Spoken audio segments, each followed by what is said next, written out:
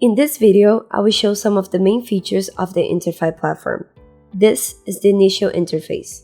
Here, we have access to shortcuts for some features such as document creation or scanning, searching and starting tasks, and task supervision, among other features. Here, on the right side, we have connections with some important areas for users, such as the Interfy University, where there are videos that users can consult, and it is for those who want to learn how to work well with the platform.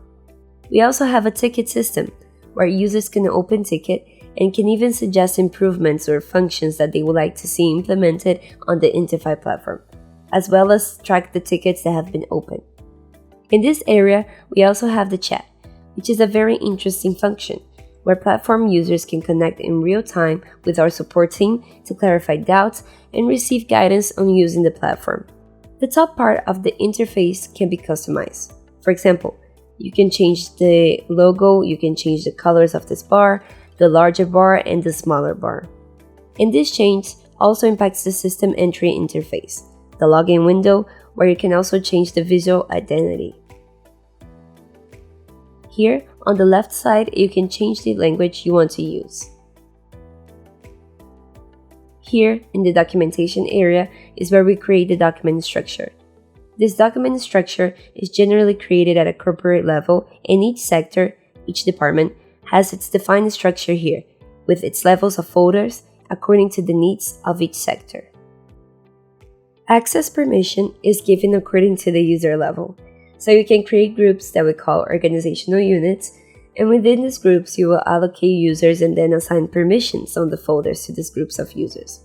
And the permissions can range from just consulting the document or even managing the structure. So, when each user accesses the system, they will only see the folders they are authorized to access, and within each of them, according to their access level. You can choose this option to be able to create a folder at the root or work with folder levels. When selecting the option, the system will enable the feature so you can create the new folder. Just add the folder name and press enter. Once the folder has been created, we can start adding documents to this folder. Just select the folder and in this option, add documents. Documents can be added by scanning or uploading, or using the camera or even screen recording features. To add documents, we must add a title. This title can be added manually or automatically. Then, just select in the folder structure where you want to save the document. Here, it will only show the structure according to the user's access profile. Then, you can index the document by defining the index fields according to the template sheet you assigned to the folder. After that, you can also set the physical location of the document, if you are working with a physical document, or apply documentary temporality. All of the features are non-mandatory, except the document title. Let's start with the scan. I'm going to click on the scan option. The system will now detect the scanners that are available, which can be scanners or multifunctional printers, as long as you use the Twain driver. I have some options for pre-configuration. I can either set to use the scanner's own drive or work with these pre-configurations. After configuring the settings, I click on the scan button and the system will start scanning the documents that are available in the scanner's automatic feeder. After scanning, you can organize the captured documents.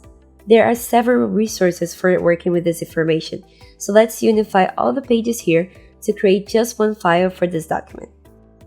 This file can have individual pages, or you can merge them here and have a single file with several pages. So let's name the file with the PDF extension. After completing the settings, simply click Save, and the document will be stored in the cloud. After storage is complete, you can view the data that was used to index this document here. And it is also this data that will be used for a subsequent search. You can view additional information here and also add comments to the document. Here, we see all the audit records related to this document. That is, everything that is happening with this document is being posted here in the audit logs records. We can share this document with external people using email, defining the sharing period in days or hours, or with internal users who do not yet have permission to access this document. We can also edit the document, continue to include pages, files, or change their record information, move to other folders if necessary, upload new files, or make new scans or batch export the document. The set of files that make up the document, including using the option to include passwords to protect the document, as well as export the indexes of that document. At any time, you can add more files to this content. Just use this upload option or make a new scan. You can do it through this interface, or you can also upload new documents without even have to view the file. Then, you select the files you want to add, drag them to this area, and click Save, so you can compose a document with several different files. If you want to work with document versioning, then you need to activate this function, like this folder for example, which already has versioning active, and every time a document is added to this folder, its edits will go through version control. If it's necessary to edit a document, make any changes to a document that is stored in a version folder, it will be necessary to check in the document so that the system allows the changes to be made. Notice that here we added a document with no files, no pages. So we're going to check in so we can add the files to this document. I'm going to click here, and I'm going to select from our workspace so that I can enhance this document and generate a new version of the content. Now, I'm storing via upload, and here's the document to complete the version. So we will do the checkout here so that the next version of the document can be generated. And now, if we come here to the version option, we have the initial version and we have the current version, which is version 2. Only authorized users can see the version list. Other users will always be able to consult only the updated version of the document. Now, let's see a little of the system administration interface. This area is found here in the administration menu, and here we have a panel basically showing the consumption of the workspace, the number of users, the storage volume, and the evolution of this consumption in the recent month. We can also customize this workspace. For example, if I want to change the interface, the logo, or the colors, then I can have some options, and these options change the input interface. You can use a custom wallpaper. Here we have the user management, so we have different types of users, categories of users, and according to the needs of using the system, you will allocate users into their categories. We also have some of the security items, like authentication. We can authenticate through AD. We also have cloud providers like Azure, GitHub, and Google. We can also work with strong password management and set some IP access controls. We can enable or disable certain IPs to access the platform. We can work with custom tables, which allows to restore information. This information can be stored and updated in real time via API, or it can be loaded through an Excel file, or it can also be fed manually. So, if I want, for example, to feed this table, I can go here and fill the fields that are assigned to this table, and I can use it later to index documents or fill out forms within my processes. Returning here to the administration interface, we can also manage email providers. So here, we can assign our provider so that emails sent from the platform have our specific address. We can also manage all the logs. So here is a general audit log. So absolutely everything that happens in the system is recorded, and you can do it, for example, by user, by organizational unit, by categories, by periods. We can also record that all emails that are sent by the tool, and we also have a recycle bin where documents, processes, forms, templates, and folders that are deleted within the system, they come to this area, and they can be recovered later by an administrator user, or they can be permanently deleted. Now, we're going to talk a little bit more about the process area. In this area, we can design flows of work. We can perform tasks, and we can also supervise the progress of processes. This depends on each user's access level. Here, we have the flow drawing area. So in this area, we can create the workflow according to our needs. This example is a budget approval flow, where the request goes through some areas, meets some requirements until the process is completed. We can design any process within the platform, from the simplest processes to very complex processes. And the design does not require the person to have advanced knowledge, for example, or programming knowledge, because these little boxes are connected, and each one of them has roles that are assigned to certain users so that they can perform certain tasks that are orchestrated by the system itself. Once you have done all the configuration of these boxes, assign the conditions for carrying out the steps. Assign users to each of these activities. You can also define execution deadlines, which are SLA. These deadlines can be determined in days or hours, including critical period notifications. So when you complete all the configurations, the process is ready for you to test and validate with the user. And at any time, you can change this process so that you can implement improvements that emerge throughout the use. In process design, you also include connections to documents and also forms. And here we have the form designer. So there are all types of fields that you can use here. It's very simple to configure it.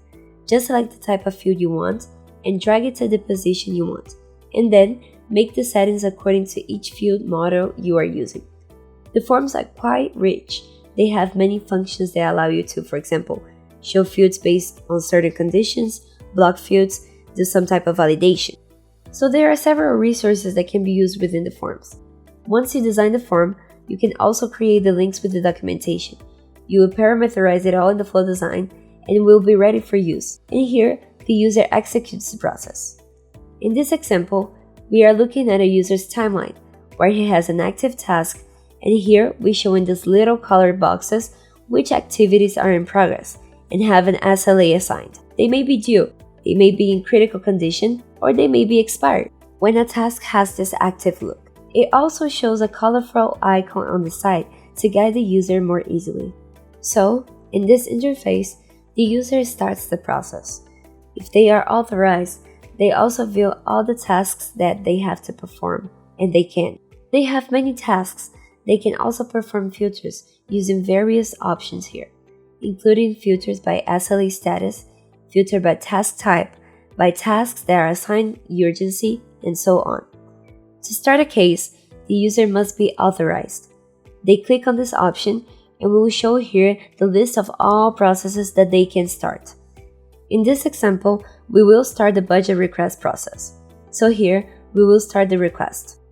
The system will generate a unique ID for each request. At the top, it identifies the task I'm doing, what the process is, and I have several resources here that I can use, such as including notes for people about the next steps, assigning this activity, canceling this flow start, and view detail or print a form. This example here is the form that was created for this step. So for each step, you determine which fields you want to be shown and enabled for the user who will start a particular task. The rules you will assign in the field depend on each of the needs you have to implement. In this example, we will enter the fiscal year here.